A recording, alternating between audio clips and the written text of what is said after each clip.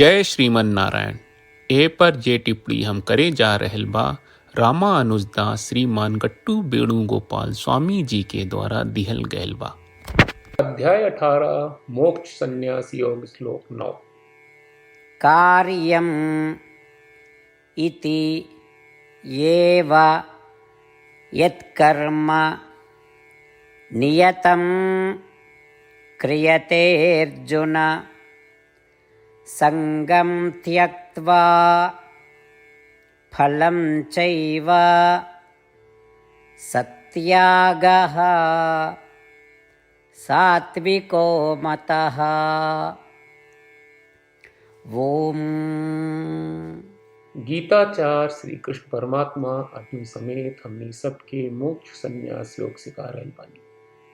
परमात्मा कह रहल बाड़न, हे अर्जुन, सद्गुणी स्वभाव वाला त्याग आ सात्विक त्याग के मतलब होला शास्त्र में बतावल गए सगरी कर्म के कर्तव्य मान के पूरा कहल और ओ कर्म के फल से आसक्ति के बिना कहे। ई कह के श्री कृष्ण परमात्मा ई साफ कर रहल बाड़न कि अगर व्यक्ति शास्त्र में निर्धारित सब कर्म के ई भाव से करेला कि ई हमार कर्तव्य बा, ई कर्म हमरे से हो रहल बा और परिणाम के चिंता कहले बिना कर देला ता ऊ सात्विक त्याग कहल जाला। यही से शास्त्र में वर्णित सब कर्म के श्रीमन नारायण के पूजा के अलग अलग तरीका मान के सब कर्म के श्रीमन नारायण के पूजा मान के बिना कौनो परिणाम के इच्छा के ऊ वैदिक संस्कार के पूरा करके और श्रीमन नारायण के प्राप्त के जीवन के लक्ष्य बना के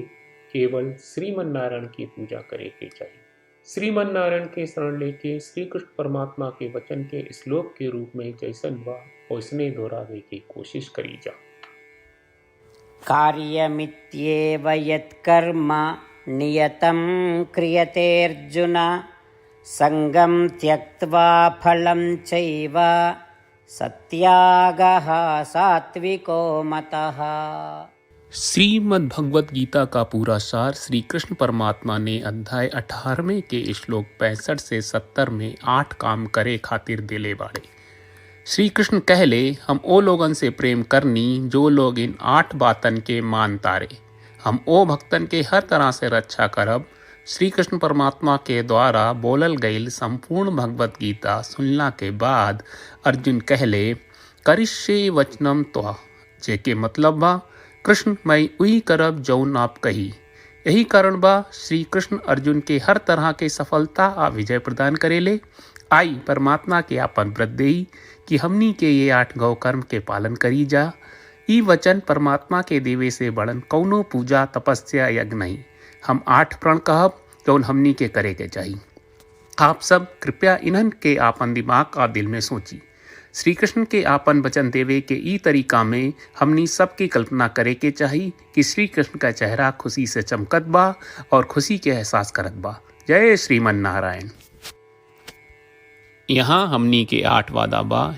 हमनी के पहला वादा, हे श्रीमन नारायण, आपका निर्देश के मुताबिक हम हमेशा तोहार ध्यान करब और तोहार बारे में सोचब। हमनी के दूसर वादा, हे श्रीमन नारायण, आपका सलाह का अनुसार हम हमेशा आपका भक्त रहब। हमनी के तीसर वादा, हे श्रीमन नारायण, हम आपन सब काम तोहरा सेवा के रूप में और तोहरा संतुष्टि खातिर करब।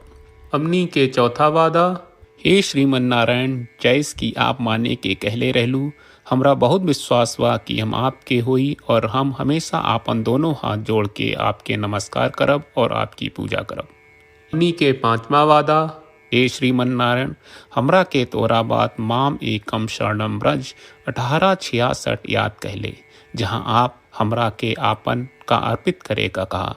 श्रीमन नारायण, मैं हमेशा तोहरे शरण में रहब।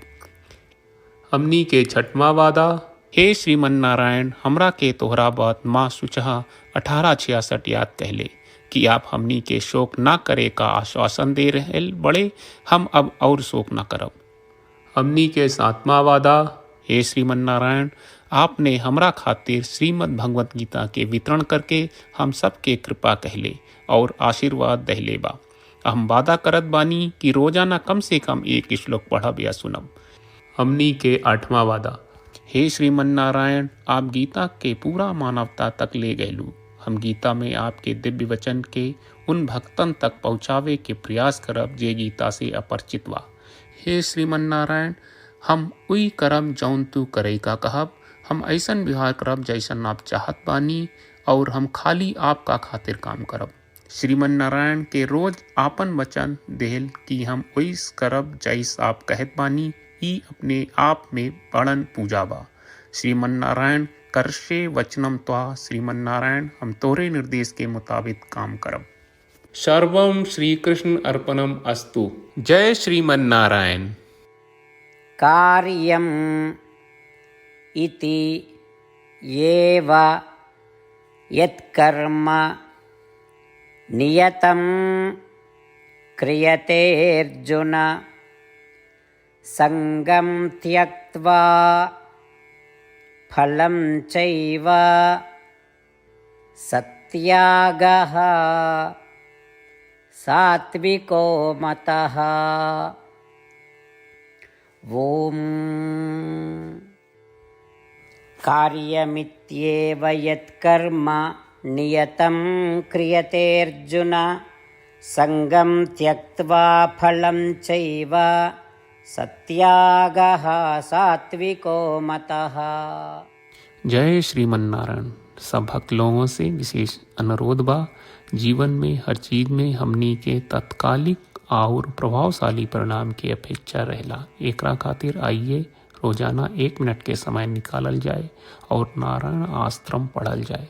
नारायण आश्रम प्राप्त करे खातिर नारायण आश्रम वेबसाइट पर जाई, जो www.narayanashram.org है, और पंजीकरण में आपन नाम और ईमेल दर्ज करी। आपके द्वारा प्रदान कईल गई ईमेल पर आपका एक नारायण आश्रम PDF प्राप्त हुई। PDF में एक रामायण श्लोक, एक गीता श्लोक और एक विष्णु नामम बा। ये तीनों के मिल के नारायण आश्रम कहल जाला। हर व्यक्ति के ये श्लोक के अलग अलग संयोजन मिलेला। जब हर कोई 24,000 भक्तन के साथ रोजाना आपन नारायण आश्रम पढ़त आ सुनत बा, ता हर दिन संपूर्ण रामायण का 1 दौर, श्रीमद् भगवत गीता पारायण के 33 दौर और श्री विष्णु सहस्त्रनाम स्तोत्र पारायण के 24 दौर प्रतिदिन पूरा होएला। ई एक बहुत ही उल्लेखनीय और विलक्षण परिणाम बा, जौन हर एक दिन ऐस करे से निकलेला। ई कारण बा कि आप और आपके परिवार के सदस्य तुरते जाके आपन नारायण आश्रम प्राप्त करी। जय श्रीमन नारायण।